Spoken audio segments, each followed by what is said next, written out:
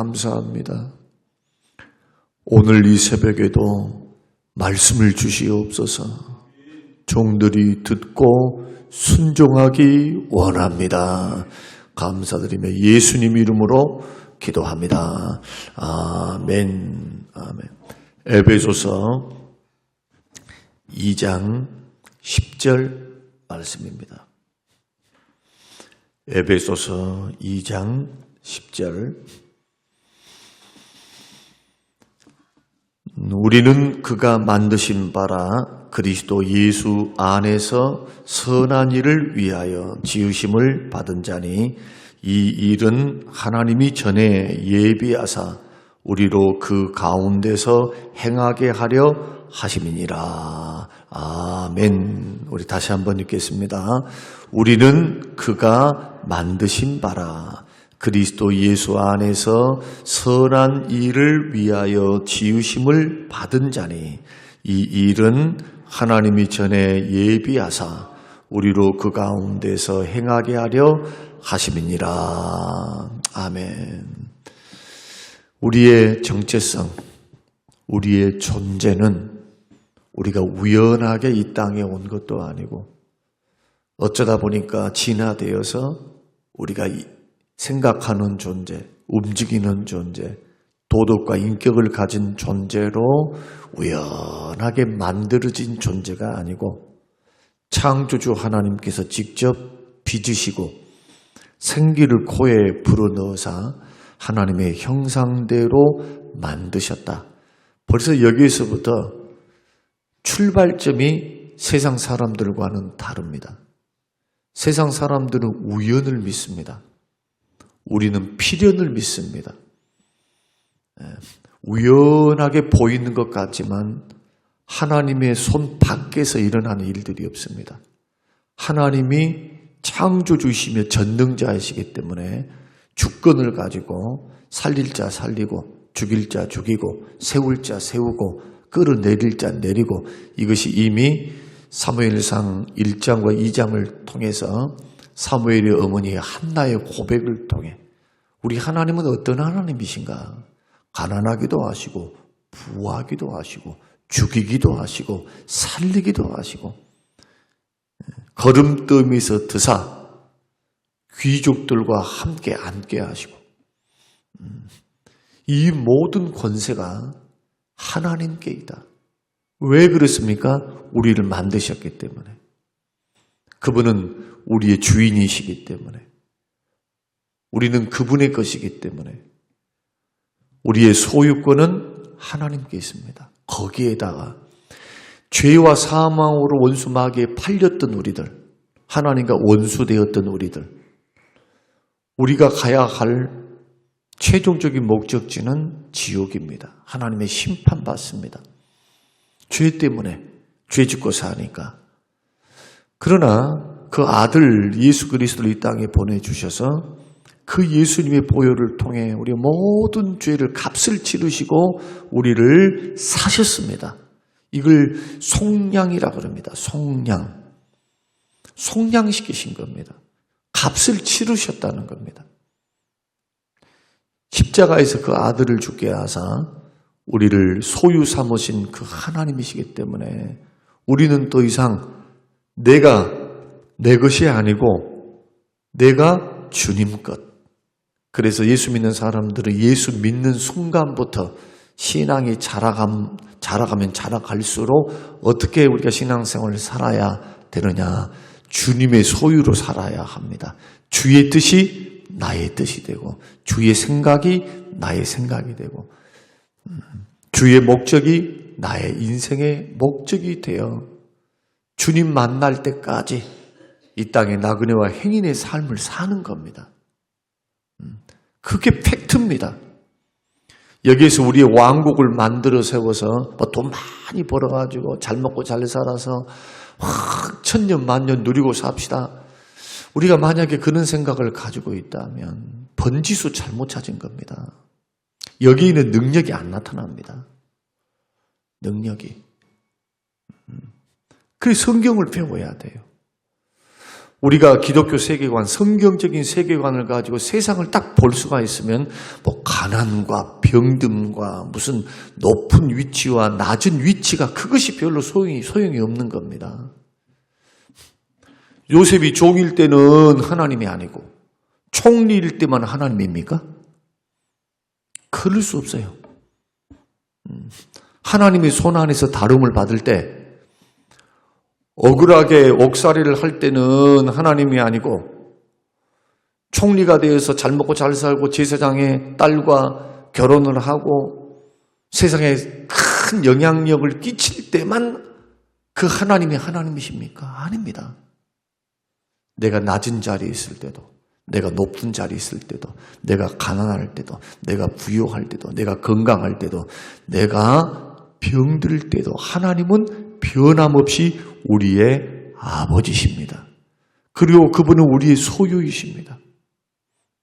그리고 하나님의 손 안에, 하나님의 선한 뜻 안에 우리를 다루어 가시기 때문에 때로는 인과율을 통해서 원인과 결과가 있죠. 심었으니까 거두는 거예요.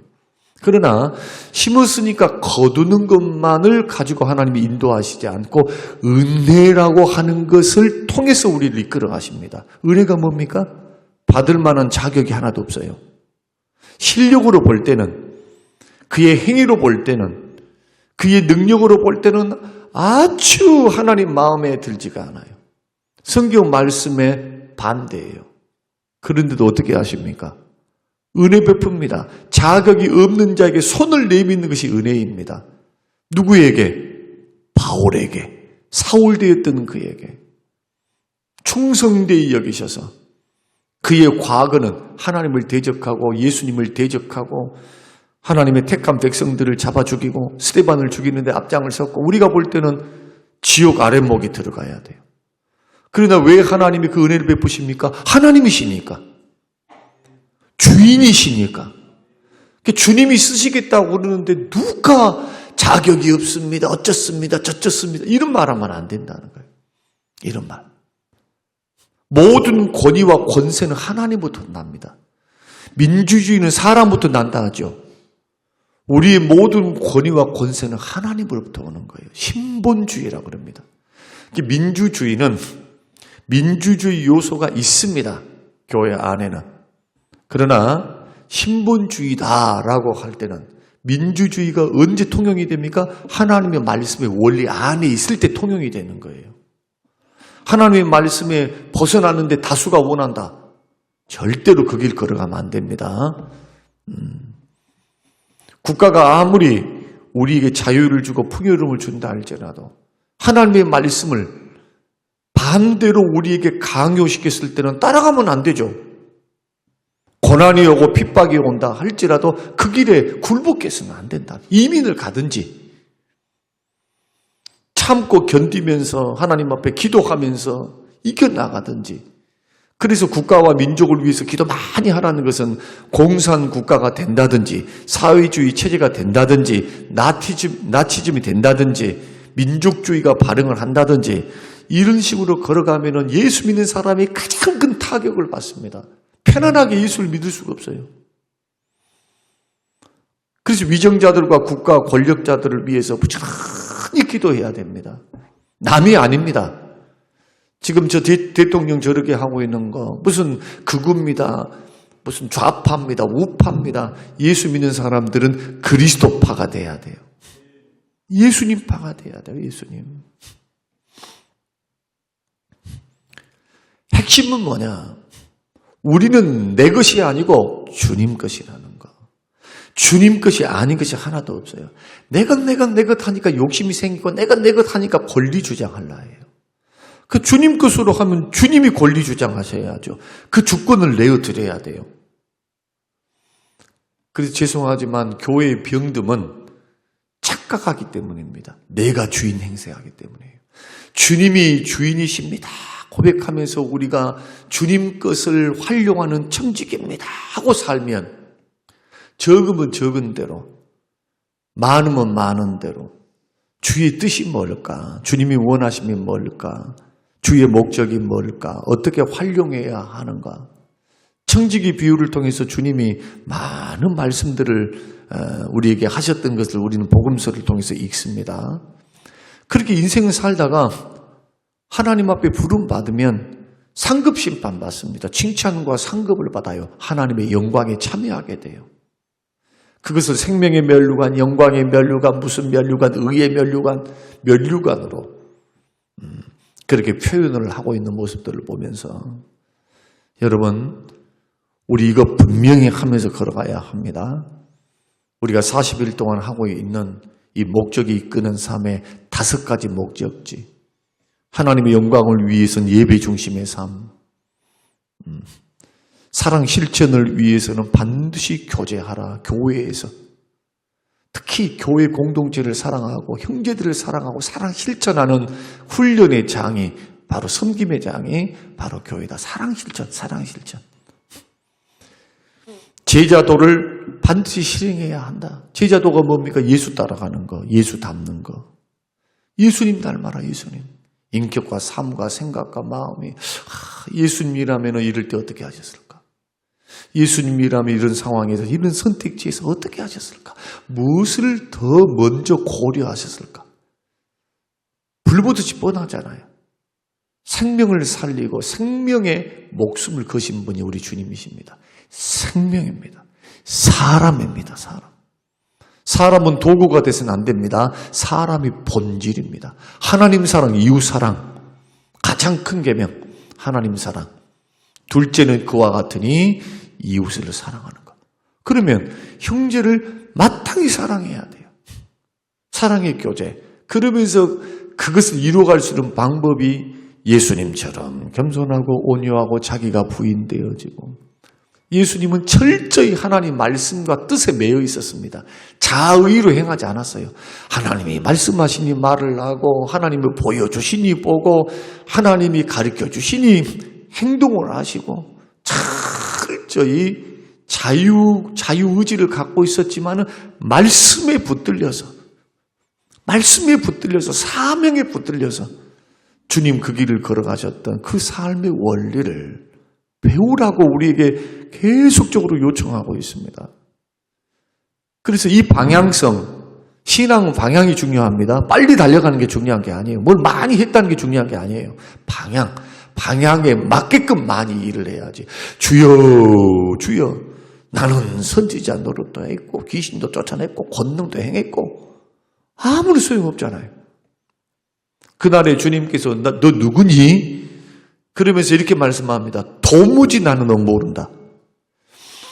여러분, 목사님들이 막 교회를 받들고 섬기면서 막 이렇게 해도 속은 다 있어요.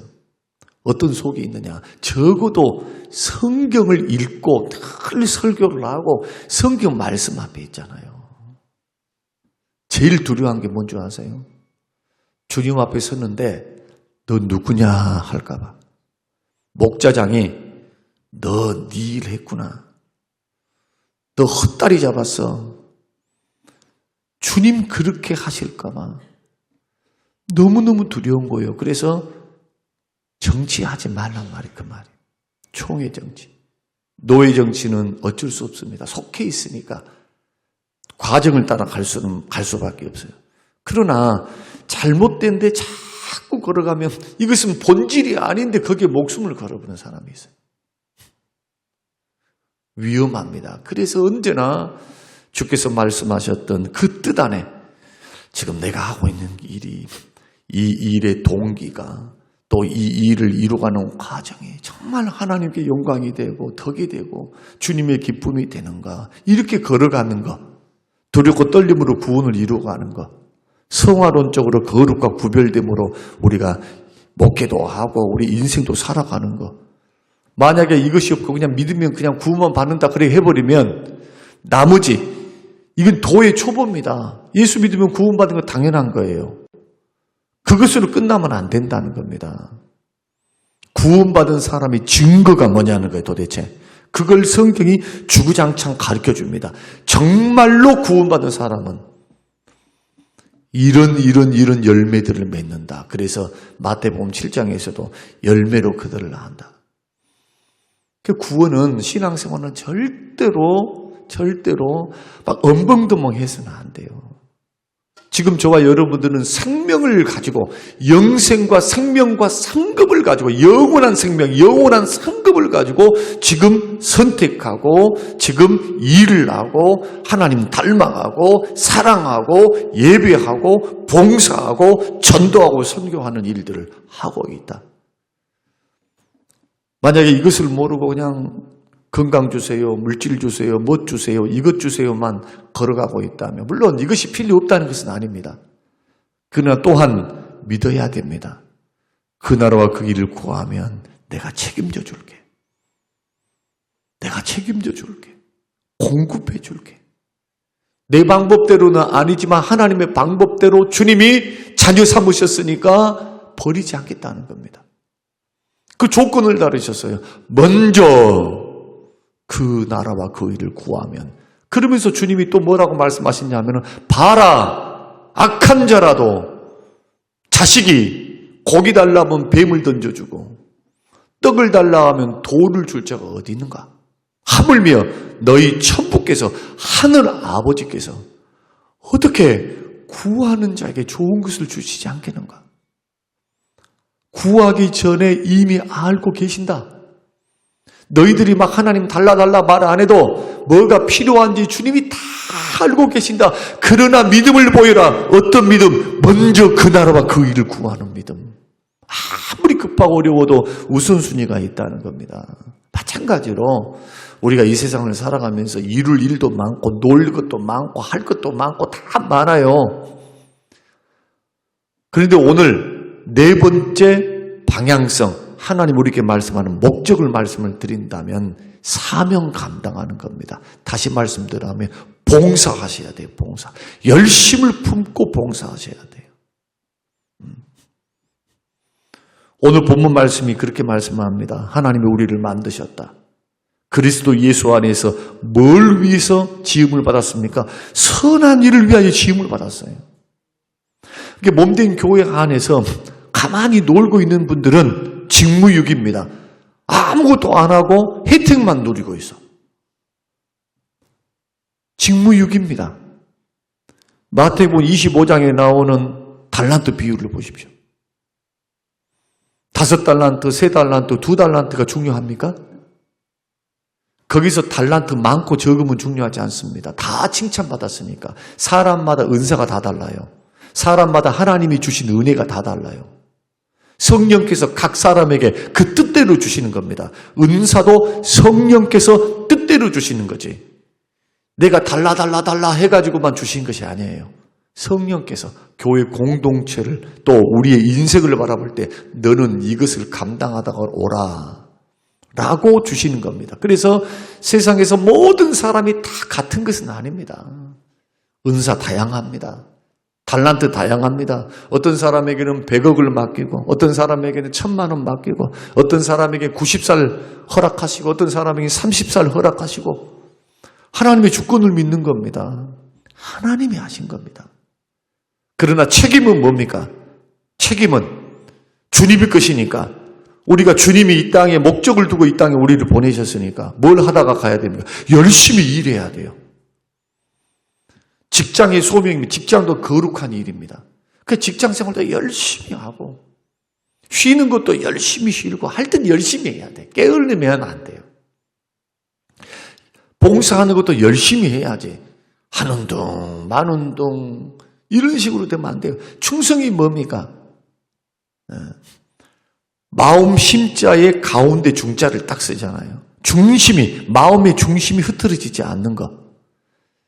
다시 말씀드리면 마음을 먹었으면 내가 이렇게 주님을 섬겨야 되라 하면 꾸준하게 눈이 오나 비가 오나 바람이 부나 충성스럽게 그 자리를 지키면서 기도의 자리면 기도의 자리 충성스럽게 나왔다 안 나왔다 빠졌다 이랬다 저랬다 이러지 말고 성가대를 했으면 충성스럽게 열심히 뭡니까 열심히.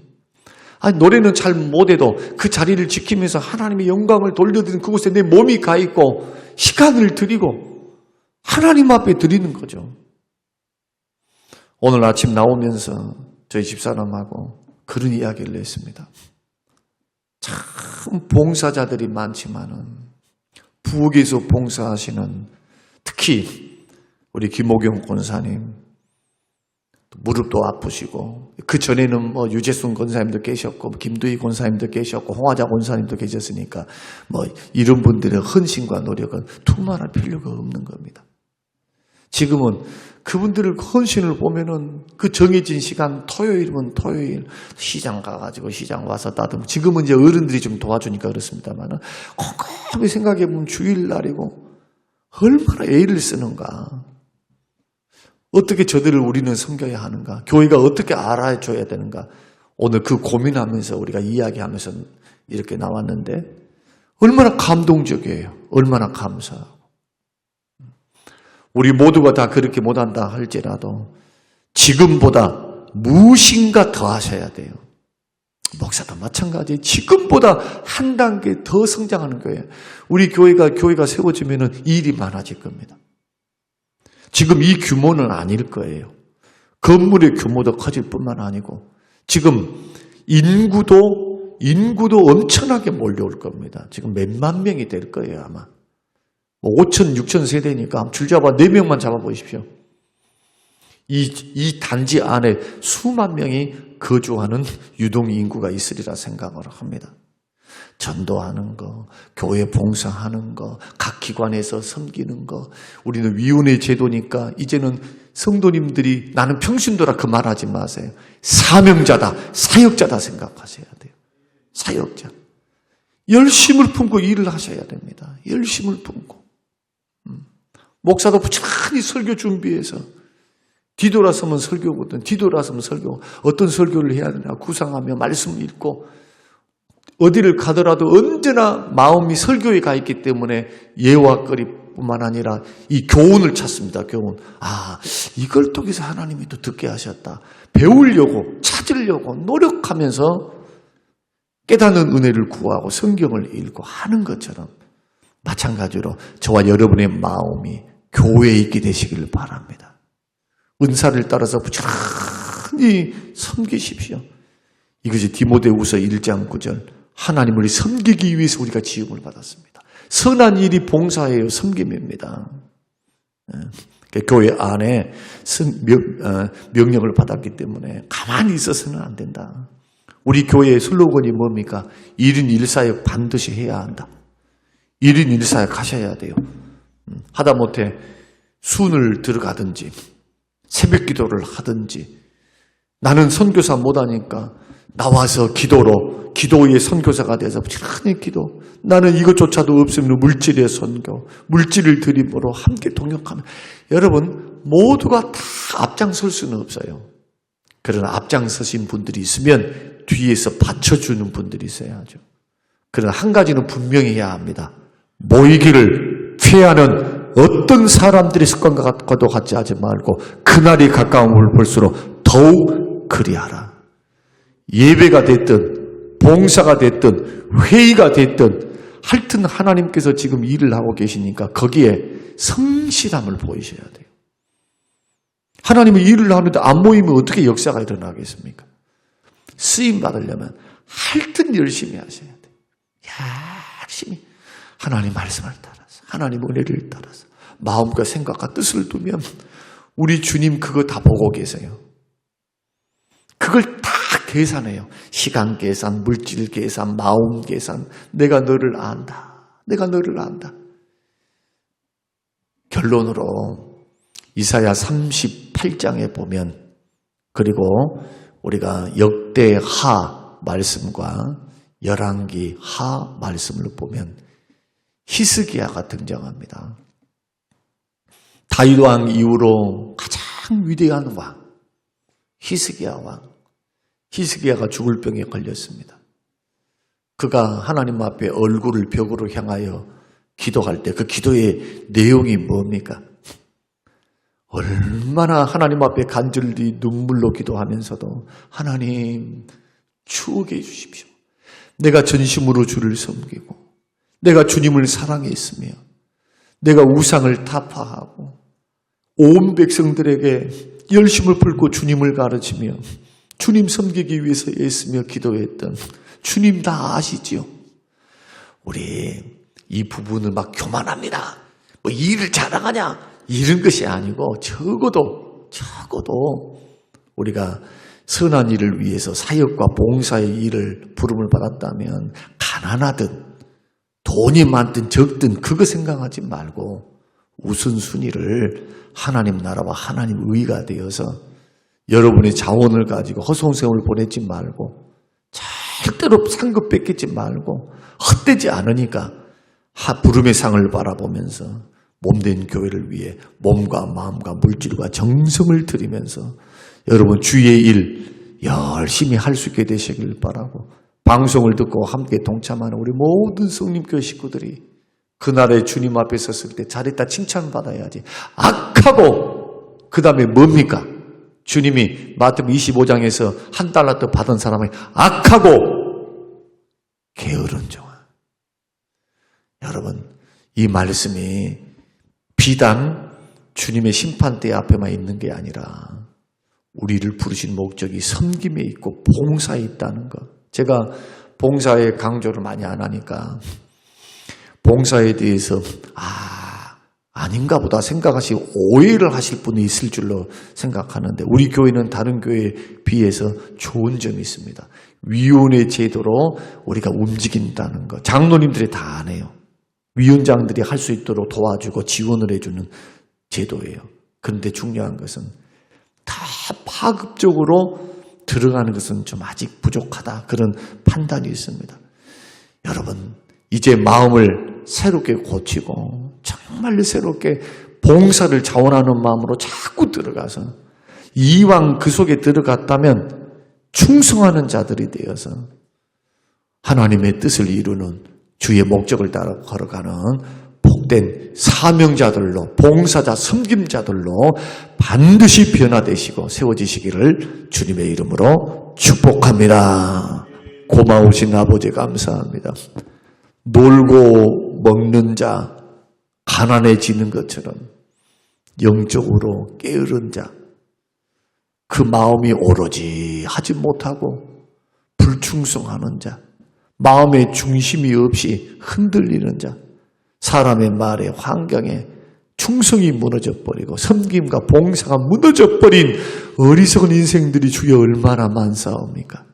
주여 우리를 불쌍히 여기시옵소서. 주님 회개합니다. 섬기기 위해서 우리를 부르셨사오니 주님 주신 물질, 주님 주신 건강, 주님 주신 은사, 주님 주신 시간 최선을 다해서 주를 위해 효과적으로 효율적으로 섬겨서 남기게 하여 주시옵소서. 그런 교회가 성림교회, 그런 성도가 우리 성도 광주 성림교회 우리 모든 식구들이 되게 하옵소서. 감사드리오며 예수님 이름으로 기도합니다. 아멘.